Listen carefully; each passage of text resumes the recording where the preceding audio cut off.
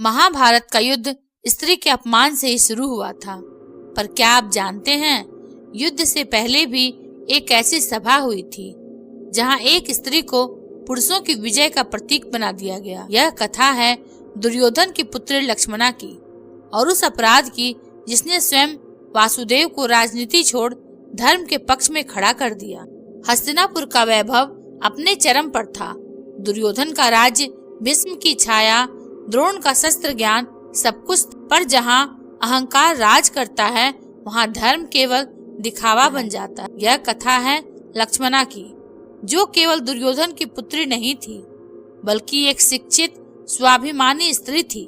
और यह कथा है सांब की, यादव वीर जिसने प्रेम किया पर उसके मित्र ने उसके प्रेम को पाप में बदल दिया। हस्तिनापुर में आज असाधारण चहल पहल थी। राजमहल के प्रांगण में स्वयंवर की तैयारी चल रही थी। यह स्वयंवर था लक्ष्मणा का, दुर्योधन की एकमात्र पुत्री जिसे उसने सदैव अपनी विजय का प्रतीक माना।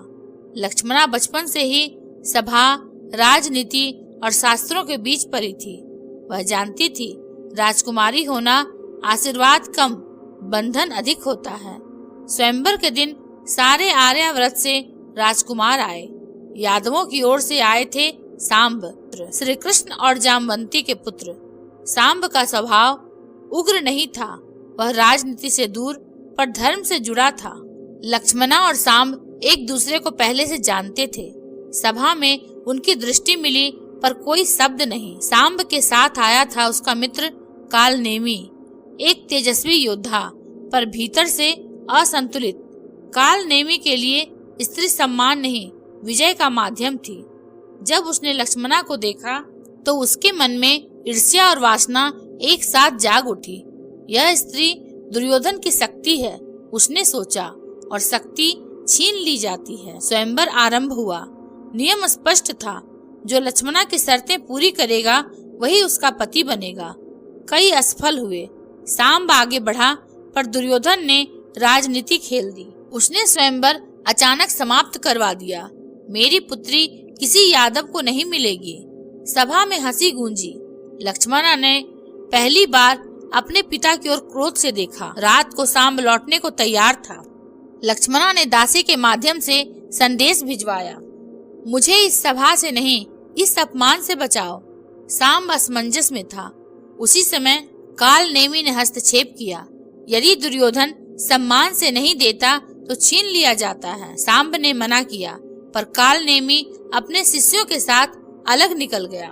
कालनेमी ने लक्ष्मणा को महल के एक एकांत भाग में घेर लिया। उसने कहा, तू युद्ध का कारण बनेगी, चाहे तेरी इच्छा हो या नहीं। लक्ष्मणा चीखी पर राजमहल में किसी ने नहीं सुना।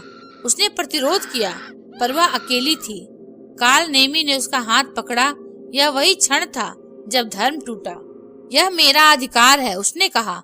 लक्ष्मणा रोई नहीं, उसने केवल कहा, आज तू मुझे नहीं, अपने वंश को कलंकित कर रहा है। अगले दिन कालनेमी ने लक्ष्मणा को एक छोटी सभा में लाया। उसने घोषणा की, यादवों ने हस्तिनापुर की शक्ति जीत ली है। कुछ लोग हंसे, कुछ चुप रहे। दुर्योधन क्रोधित था, पर यह क्रोध पुत्री के लिए नहीं, अपमान के लिए था। लक्ष्मणा ने सभा की ओर देखा और बोली, जिस दिन स्त्री की इच्छा शस्त्र से छोटी हो जाए उस दिन राजधर्म मर जाता है। यह समाचार द्वारिका पहुंचा। जब वासुदेव ने सुना तो उनका हाथ कांप उठा। यह युद्ध राज्य का नहीं था, यह नारी का था। वासुदेव बोले, जब पुत्र धर्म भूल जाए तब पिता को ईश्वर बनना पड़ता है। उनका क्रोध धीरे धीरे ज्वालामुखी बन रहा था। यह अपमान केवल लक्ष्मणा का नहीं था, यह पूरे महाभारत का पूर्व संकेत था। हस्तिनापुर के उस सभा के बाद नगर की दीवारें भी जैसे अपराध से कांप रही थीं। लक्ष्मणा को राजमहल के कक्ष में बंद कर दिया गया, सुरक्षा के नाम पर वास्तव में लज्जा को छिपाने के लिए वह चुप थी। पर यह चुप्पी दुर्बलता नहीं थी, यह उस तूफान की शांति थी जो सब कुछ बहा ले जाने वाला था।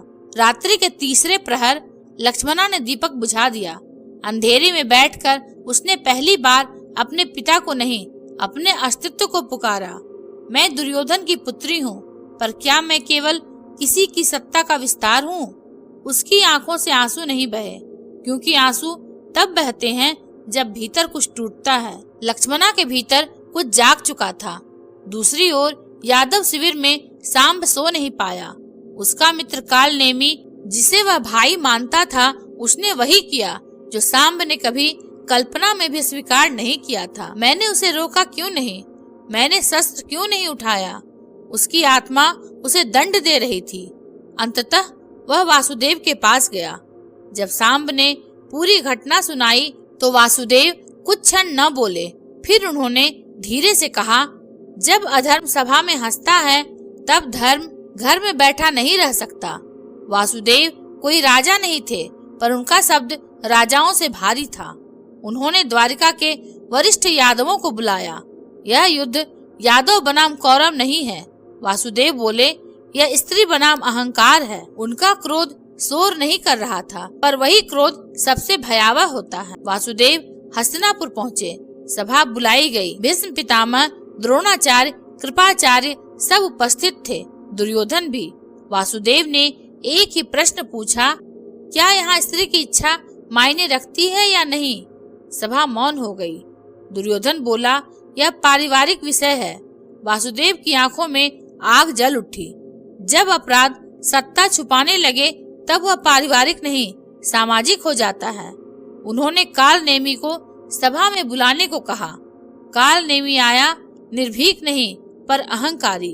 उसने कहा, मैंने कोई अपराध नहीं किया, यह राजनीति थी। यह सुनते ही भीष्म पितामह का मस्तक झुक गया। वासुदेव बोले, राजनीति तब तक ही राजनीति है जब तक वह किसी की आत्मा न तोड़े। काल नेमी हंसा, क्या आप युद्ध करेंगे एक स्त्री के लिए? यह वही क्षण था जब वासुदेव आगे बढ़े। वासुदेव ने काल नेमी की ओर देखा और कहा, तूने स्त्री को वस्तु समझा, इसलिए अब तू स्वयं स्मृति से वंचित रहेगा। सभा में वायु स्थिर हो गई। काल नेमी के चेहरे पर भय उतर आया। आज से न तुझे कोई सम्मान देगा न कोई साथ। यह श्राप तलवार से अधिक भयानक था। अंततः लक्ष्मणा को सभा में बुलाया गया। सबकी दृष्टि उस पर थी। वासुदेव ने नरम स्वर में पूछा, क्या तुम न्याय चाहती हो? लक्ष्मणा ने सीधे कहा, मैं बदला नहीं, उदाहरण चाहती हूँ। सभा में सन्नाटा छा गया, ताकि कोई पिता अपनी पुत्री को फिर सत्ता का औजार न बनाए। यह कहकर उसने दुर्योधन की ओर देखा। दुर्योधन पहली बार नजर नहीं मिला पाया। काल नेमी को राज्य से निष्कासित कर दिया गया। उसका नाम किसी वंश में न लिया गया। सांब ने सभा में लक्ष्मणा से क्षमा मांगी। मैंने तुम्हें बचाया नहीं, उसने कहा। लक्ष्मणा बोली, तुमने आज सत्य स्वीकार कर लिया, यही पर्याप्त है। वासुदेव हस्तिनापुर से लौटे। पीछे मुड़कर उन्होंने कहा, महाभारत तलवार से नहीं, मौन से जन्म लेगा। और लक्ष्मणा, वह केवल एक राजकुमारी नहीं रही, वह एक चेतावनी बन गई। जब स्त्री की इच्छा राजनीति से छोटी हो जाए तो समझ लेना युद्ध दूर नहीं। अगर दुर्योधन पिता होकर भी अपनी पुत्री के साथ खड़ा नहीं हुआ तो क्या वही क्षण उसके पतन की शुरुआत था? कमेंट में जरूर बताइए। अगर वासुदेव हस्तिनापुर न आते तो क्या यह अपराध दबा दिया जाता? क्या दुर्योधन का पतन यहीं से शुरू हो गया था? कमेंट में अपनी राय लिखिए। ऐसी ही अनकही महाभारत कथाओं के लिए चैनल को सब्सक्राइब करें। अगर आपको यह वीडियो अच्छा लगा हो तो इसे लाइक, शेयर और सब्सक्राइब अवश्य करेंगे। अंत तक देखने के लिए आपका धन्यवाद।